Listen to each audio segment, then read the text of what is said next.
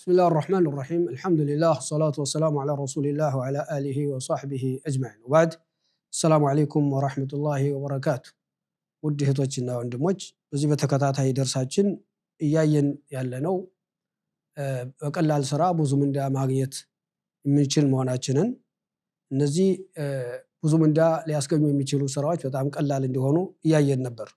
ቀደም ሲል በያየነው ትምህርታችን ስለ ሰላምታ መለዋወጥ ምን ያህል ትልቅ እንደሆነ ምን ያህል ወሳኝ እንደሆነ በመካከላችን ሊያዋድድ የሚችል ፍቅር ሊያመጣ የሚችል መግባባት ሊፈጥር የሚችል በተክላላ ጥላቻን ሊያስወግድ የሚችል መሆኑን አይተናል።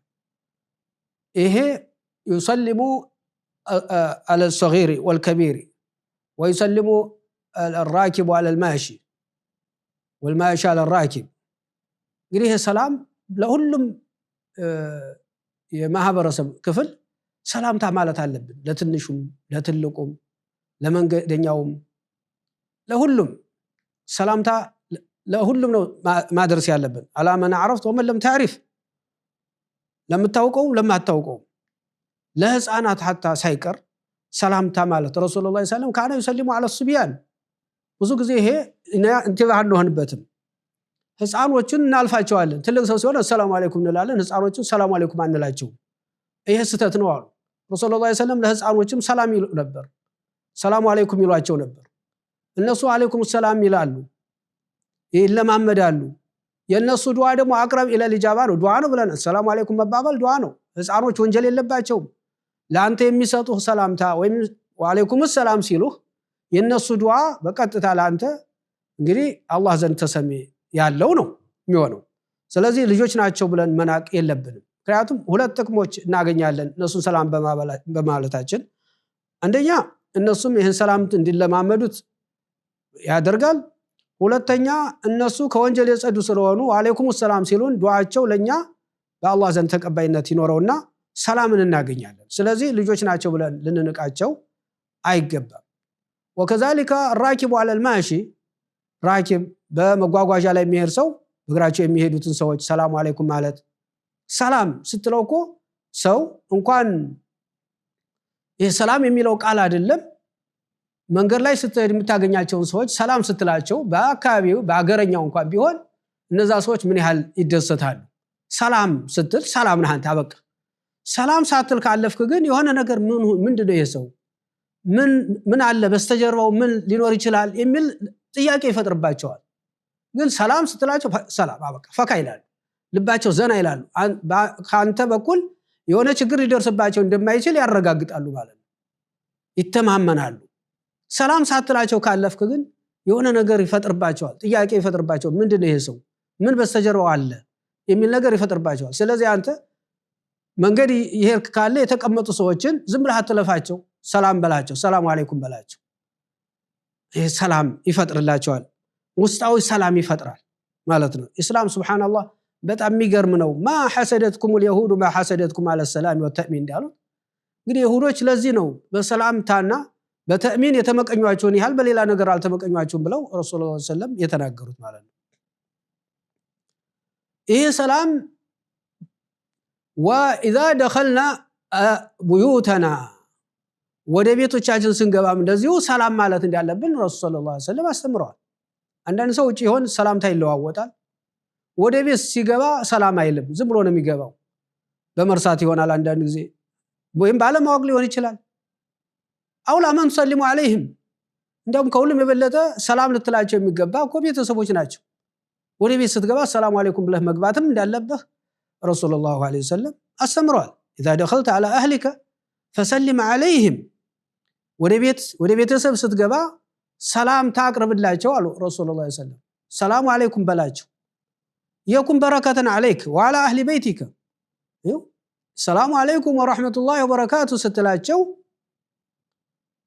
ለአንተም በረካ ነው ለቤተሰቦችም በረካ ይሆናል አሉ። واذا دخلتم بيوتا فسلموا على اهلها تحية ቁርአን የሚናገረው ወደ ቤት ስትገቡ ሰላም በሉ፣ ሰላም ሳትሉ ቤት አትግቡ ነው ያለው ረሱል ሰለላሁ ዐለይሂ ወሰለም። اذا دخلت على اهلك فسلم عليهم ወደ ቤተሰቦችህ ወደ ልጆች ወደ ባለቤት ስትገባ ሰላም አለይኩም ብለህ ግባ ብለዋል።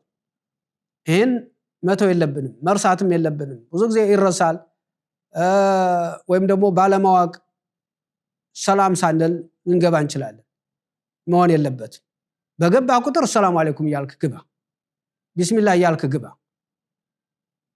ያኔ ቤተሰቡ የተባረከ ይሆናል፣ በረካው ላንተ ይሆናል አሉ። ስለዚህ ይሄ ሰላምታ በጣም ወሳኝ ነው። ሰላምታ ስንል ወንድሞቻችን ሰላም ስንል አብረው ሊካተቱ የሚችሉ በጣም ወሳኝ ነገሮች አሉ።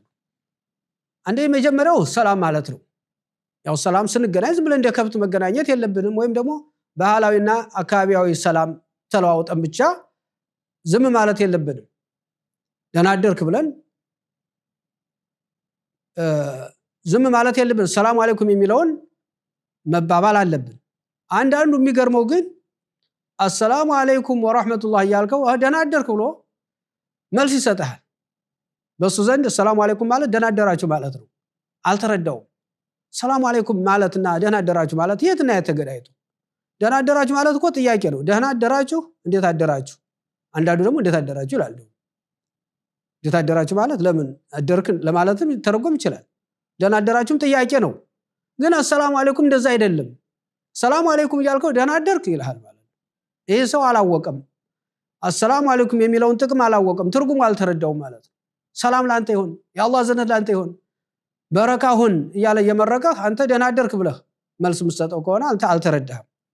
ስለዚህ የመጀመሪያው ሰላም አለይኩም መባባል ነው። ሁለተኛ አልሙሳፋሃ ሰላም መባባል፣ በእጅ ሰላም መባባልም ይሄም ሌላ በጣም የሚያቀራርብ ነገር ነው። አልብቲሳማ አያይዞ እዛ ጋር ደግሞ ፈገግ ማለት፣ ፈገግታም እንደዚሁ በጣም ትልቅ አጅር ያለው ነው። ወተበሱሙከ ፊ ወጅሂ አኺከ ሰደቃ ረሱላህ ሰለላሁ ዐለይሂ ወሰለም ያሉት ወንድምህ ፊት ላይ ፈገግ ብለህ ማለት፣ ለወንድምህ ፈገግ ማለት ሰደቃ ነው። ፊትን አታኮሳትር ወንድምህ ላይ። አንዳንዱ ሌላው ላይ በጣም ጥሩ ሰው ይሆንና ወንድሙ ላይ ፊቱን የሚያኮሳትር አለ። በሆነ ኺላፍ እንኳን ሱብሃንአላህ በጣም የሚገርመው በሆነ በትንሽ ነገር እንኳን ኺላፍ ተፈጠረ ብሎ ፊቱን አኮሳትሮበት ይሄዳል፣ ሰላም ሳይለው ይሄዳል። ሌላው ካፊሩ ጋር ግን በጣም ሲስቅ ሲጫወት ሲዝናና ታየዋለህ። ሙስሊም ወንድሙ ላይ ደግሞ ፊቱን ሲያኮሳትር ታየዋለህ። በሆነ ነገር በጣም የሚገርም በአሁኑ ሰዓት የሚታዩ በጣም የሚገርሙ ነገሮች ናቸው። ሙስሊም ወንድምህን በሆነ ነገር ባለመግባባትህ እንዴት ሰላምታን ትነፍገዋለህ? እንዴት ፊትን ታኮሳትርበታለህ?